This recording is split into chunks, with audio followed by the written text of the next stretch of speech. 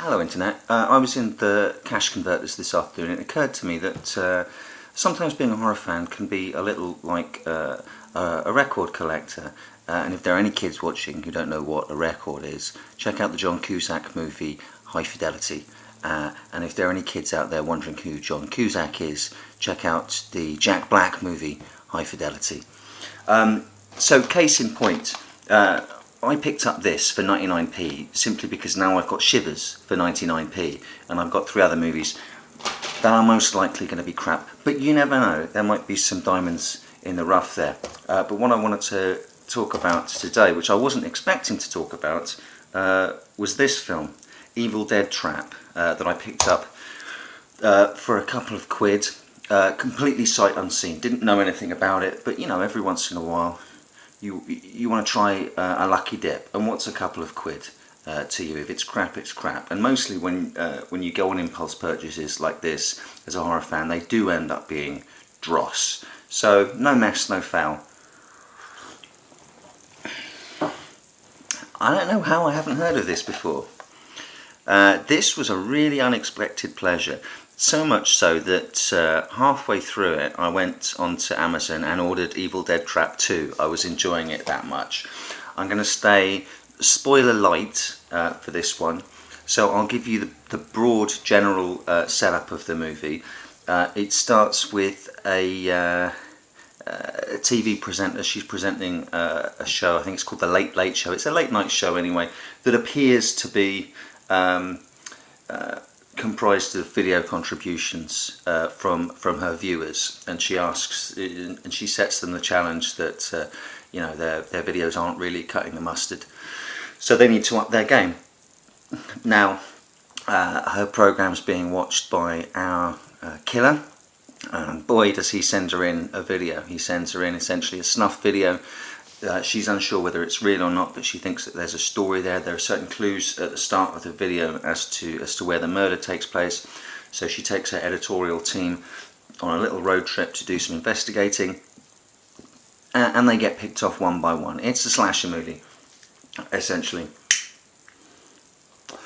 It was made in 1988, and it wears its references on its sleeve.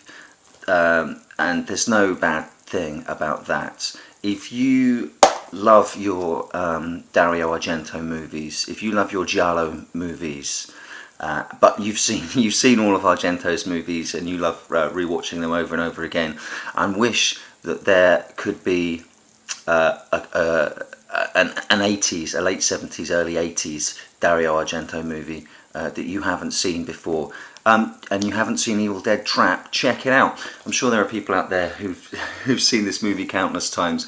This was new to me. I never knew it existed, and it's like finding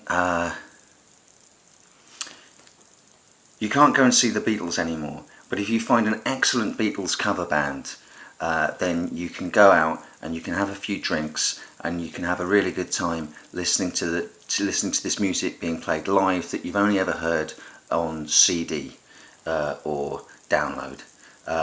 For the kids out there watching who don't know what CDs are, watch Hellraiser 3 Hell on Earth, and one of the awful Cenobites in that, the things that he's throwing around there that look like glittery placemats, they're CDs, kids.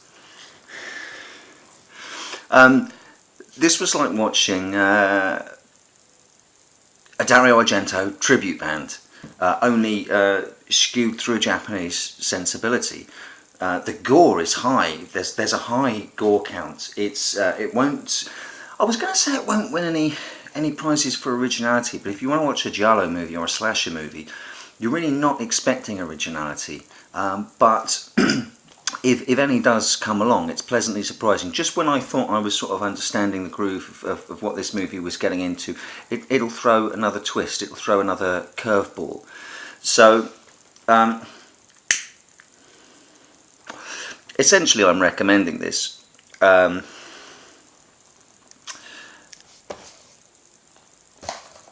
One thing I did notice is that this seems to be, I'm convinced that Lee Whannell, who wrote the first Saw movie has seen this, because just as this movie is a throwback to specifically Dario Argento, but also Lucio Fulci and zombie flesh eaters, and in the final act also some of David Cronenberg's early body horror stuff, like this, There Are No Coincidences universe.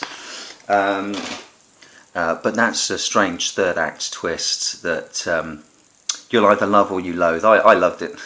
I won't spoil it, but I loved it. But yeah, it goes from Fulci to Argento through to Cronenberg, and it's a pretty crazy fucking movie.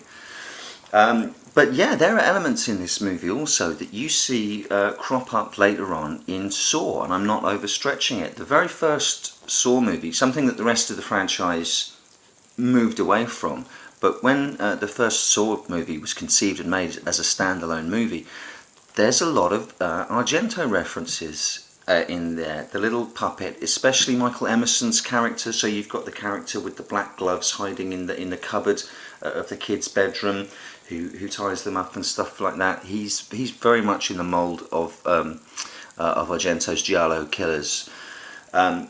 So I always, when I first saw Saw, I always saw there being definite Argento elements in there, and I wouldn't be surprised if Lee Whannell, who wrote it, hadn't seen Evil Dead Trap, because there's a certain shared DNA, there's a certain connection. I'm not saying rip-offs or anything like that. I'm not saying plagiarism. I'm saying that this film that I never knew existed is part of a genetic makeup of a branch of horror cinema that I didn't know existed, and I was very pleasantly surprised by it. Like I say, I've ordered Evil Dead Trap 2, knowing that it's not a straight sequel to this. It's just another movie under the Evil Dead Trap banner. And like this movie, if you read the Amazon reader reviews and that, it's very divisive. Some people love it and some people hate it. But whilst I was watching this first movie, the reasons that people were hating and loving the second movie seemed to be the kind of things that would press all my buttons. So I just thought I'd do a really quick video to highlight this to anyone who's maybe never heard of it or never seen it before. If you love Suspiria, especially, it's going to remind you of Suspiria because there's a synth score running through this that's very Goblin-esque. It reminded me of a mix between Goblin's score for Suspiria and John Carpenter's score for Halloween.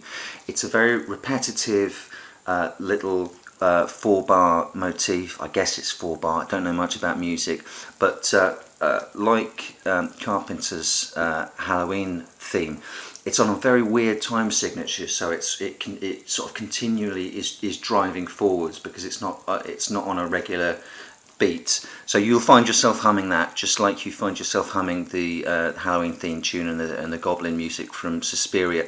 So you'll be in very comfortable, safe hands, but with some good surprises, some good shocks, some excellent and very bloody deaths. Minus a few points for an unnecessary rape scene. We didn't need it, but it's in there, so be warned.